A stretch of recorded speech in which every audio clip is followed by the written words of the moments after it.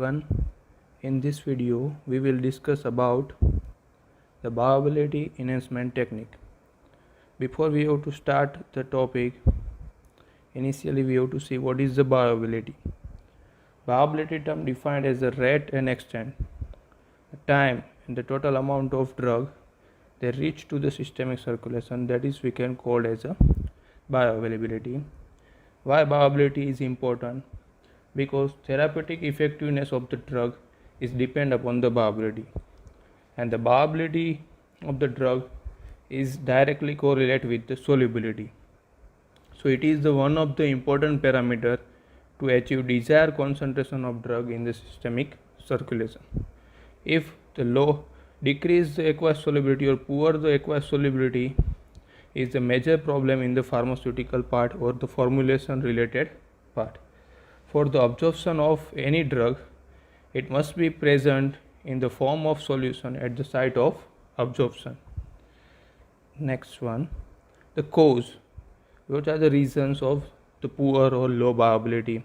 So, first of all, a poor aqueous solubility, or we can call the poor or slow dissolution rate in the biological fluid or in the absorption side. This is the main reasons. Other than that, poor permeability through the membrane. Next, the first pass metabolism effect also affect into the bioavailability. Insufficient time for absorption in the GI tract, so it also affect the bioavailability problems. Next, which are the approaches that used to overcome the bioavailability problem?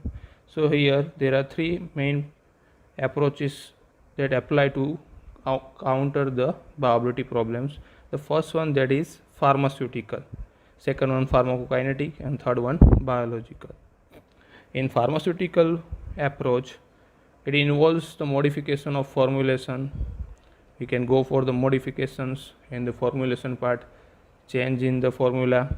Manufacturing process, we can go for the modification, or we can go for the physicochemical properties of the drug without changing the chemical structure.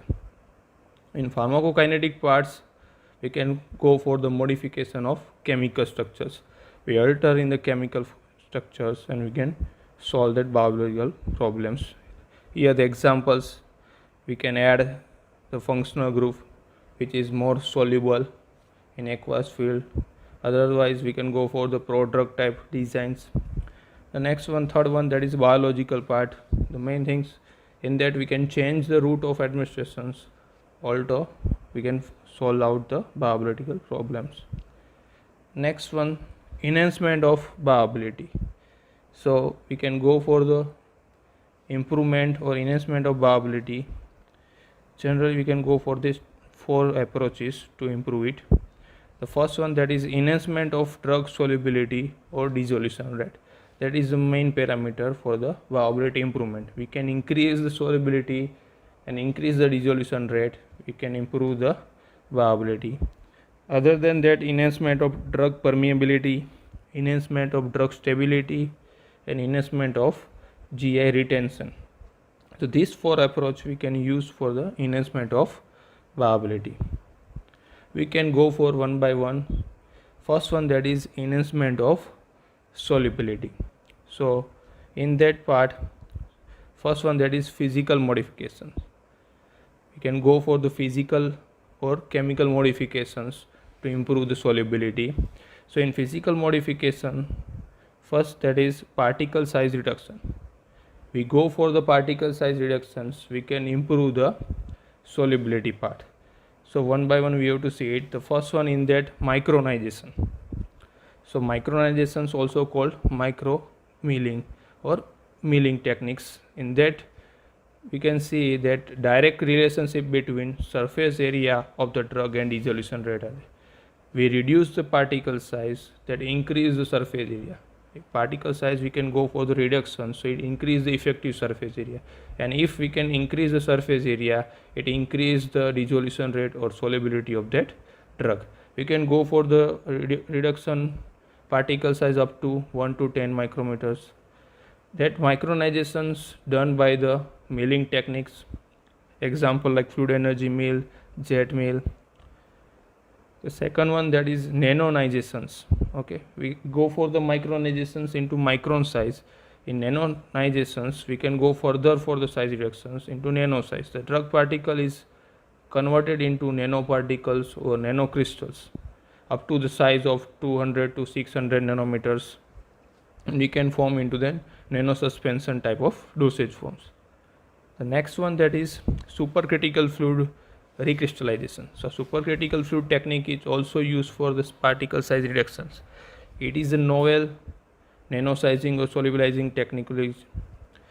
Supercritical fluid is a fluid whose temperature and pressure are greater than its critical temperature and critical pressure. Once the drug particles are solubilized within the critical fluid, they may be recrystallized greatly, reduce the particle size up to the submicron size and increase the solubility parts. Next one, that is spray freezing into liquid. So in this technique, it involves atomization of drug solutions directly into the compressed gas. Then the frozen particles are then go for the lyophilizations to obtain free and dry flowing micronized particles, and that go for the improving or increasing the solubility parts. Next, that is evaporate precipitation into aqueous solution. So in this process, it utilizes rapid phase separation to nucleate and grow nano or micro size particles of that drug. And in that case, last one, that is sonocrystallization. So it is another novel approach for the particle size reductions. In this process, the crystallization occur by using the ultrasound. Next one, that modification of crystal habit. Okay, so in that polymorph, pseudopolymorph, like the terminologies are there. So depending upon the internal structure of the solid, okay, if randomly internal structures are there, so we can call as a amorphous, and three-dimensional internal structures are there, so we can go for the called as a crystals. Okay, so depending upon the internal structure of the solid drug, selection of proper form of the drug into that formulation part. So in general, the amorphous forms are more aqueous soluble than the crystal form, and in the crystal form, okay, more than one crystal form, so we can call as a polymorph. So in polymorph, two forms are there, metastable and stable. In that case, metastable form shows higher aqueous solubility than the stable form, because metastable forms have higher energy as compared to stable form. Another one, the hydrates and solvents types. In that, anhydrates forms are more soluble than hydrates, because the hydrates are already interacted with water molecules, already present the water molecules, so their intensity for the penetrating or absorbing the water is less as compared to anhydrates. Okay, next, the drug dispersion in carrier. Okay, in that three parts are there. Eutectic mixture, we can go for the solid dispersion, otherwise we can go for the solid solution. So one by one we have to see what is eutectic mixtures and how they can improve the solubility. So eutectic mixture is a mixture of two or more chemical compound at a composition that has the lowest melting point. It is prepared by fusion method, and eutectic mixture is exposed to water. The soluble carrier dissolves and it leaving the drug into the microcrystalline state, which solubilize rapidly. Second approach is solid dispersion. The dispersion of one or more active ingredients in an inert carrier in a solid state. Okay, in inert carrier we can use example like urea. And solid dispersion prepared by the hot melt method, solvent evaporations or co-precipitations, hot melt extrusion methods, we can go for it and we can prepare the solid dispersion. The next one, that is solid solution. A solid solution is molecularly dispersed in a solid solvent, or we can call solid solution form when two metals are completely soluble in both the state, liquid and solid state. Two components crystallize together in homogeneous one phase systems are called as a solid solution, or we can call molecular solution. And compared to others, the solid solution shows greater aqueous solubility and faster dissolution rate compared to eutectic mixtures and solid dispersions because of the reduction in particle size into up to a molecular level. Next approach that is improvement for the solubility is complexation. Okay. Molecular inclusion or inclusion complex with complexing agent. So inclusion complex are formed by the insertion of the non-polar region of one molecule, otherwise non-polar molecules, into the cavity of another molecules. Means one that is the guest and second one that is host. Okay. In that case, complexing agent widely used cyclodextrin, beta, gamma, cyclodextrin that is used. The cyclodextrin having the ability to form a molecular inclusion complex. They create the cavity in that the poorly water soluble drugs we can go for the insertion. Next one, that is solubilization by the surfactant. In that example, microemulsions, self-emulsifying drug delivery system. So surfactants is used for the absorption enhancer, and it also enhances the dissolution rate as well as permeability of drug. So it's surfactant, it reduces the interfacial tension or lower the interfacial tension and enhance the solubility or dissolution rate by the promoting the wetting and penetration of dissolution fluid into the solid drug particle. Surfactant are generally used in a concentration below the critical concentration value, CMC value. Most widely used surfactant example, that is non-ionic surfactant like polysorbate. Next, okay, first one we have to see the physical modification. The second, that is chemical modification. In that, prodrug approach, salt formation, pH adjustment, like that approach we have used. Prodrug, so the conversion of drug into more soluble prodrug. We can convert our drug into the more soluble prodrug like approach, and we can improve the solubility. Salt formation, so in that, salt formation is also used for the enhancement of solubility of drug. Weak acid drug is complex with strong base salt, so we can improve the solubility. If weak basic drugs are there, that complex with strong acid salt, also we can improve it. Example for that, sodium and potassium salt for the weak acid drug that dissolves more rapidly as compared to the pure drug. And for that, strong acid salts like hydrochloride, sulfate salts for the weak basic drugs. Change in the pH. Okay, so pH based solubility dependence are there. So if we can go for the pH changes, it also alter the solubility of drug. So for organic solutes that are ionizable at the pH, if changing the pH, ionizations also changes. So changing the pH of the system, that increase the aqueous solubility. In that case also we can go for the using the buffer system. So addition of buffer that maintain the pH of solution. So that also we can use for the improvement in the solubility part. Other method or miscellaneous methods are there. In that, co-crystallization.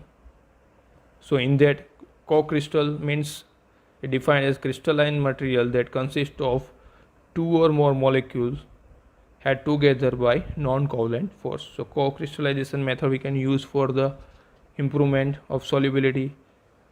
Co-solvency, so we can add third substance like co-solvent that improve the solubility. In the example, propylene glycol, PEG, like that we can use for the co-solvent.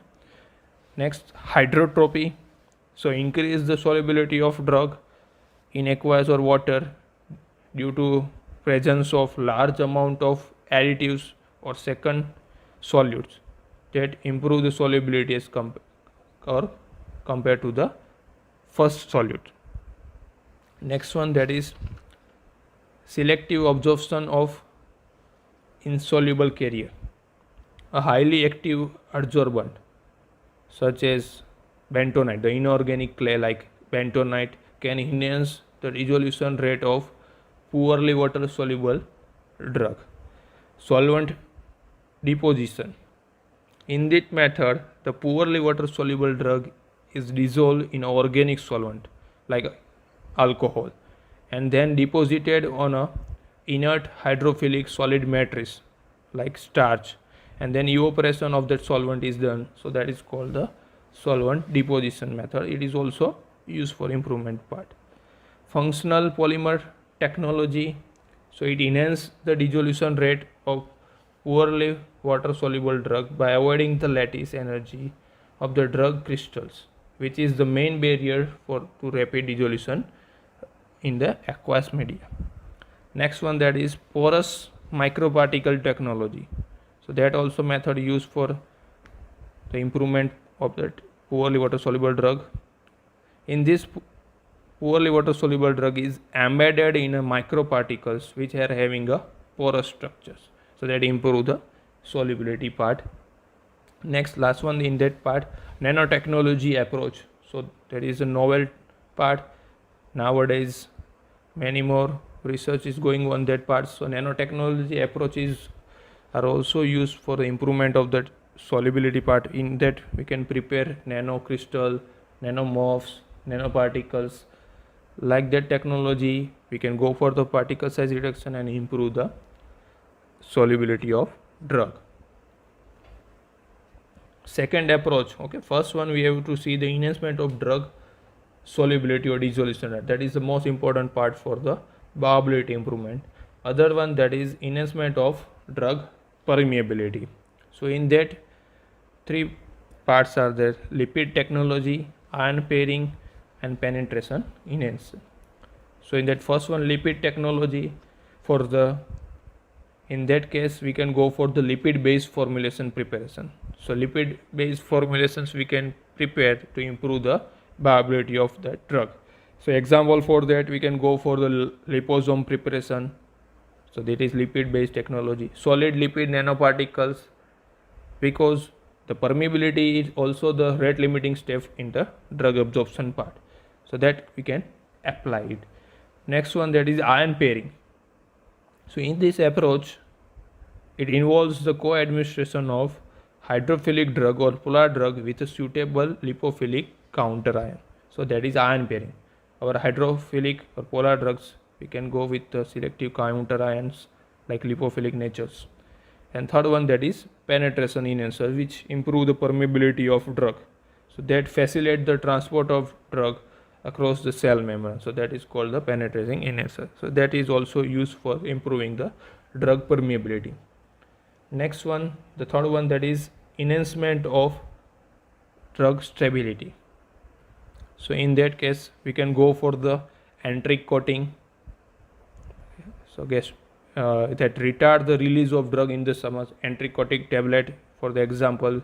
So we have to protect the drug in the stomach or acidic medium, and that release the drug into that alkaline part. So that go for the stability parts. Complexations. So this technique is used to increase the stability of drug also in the GI tract complex with complexing agent. Use of metabolisms inhibitors, which can selectively inhibit of any of the contributing process, would result in increase the fractional absorption and increase the bioavailability problems or bioavailability. Next one, the last one, that is enhancement of gastrointestinal retention. So it increase the contact with epithelial surface, prolonging the residential time in stomach. So we can go for the gastro-retentive drug-eluting systems. So we have to retard or protect or release the drug into that stomach part only. Then we can increase the intestinal transition time or delaying that parts, so that time for that to stay at the intestine and that go for the absorption. So like that approach we can use to enhance the bioavailability. Thank you very much.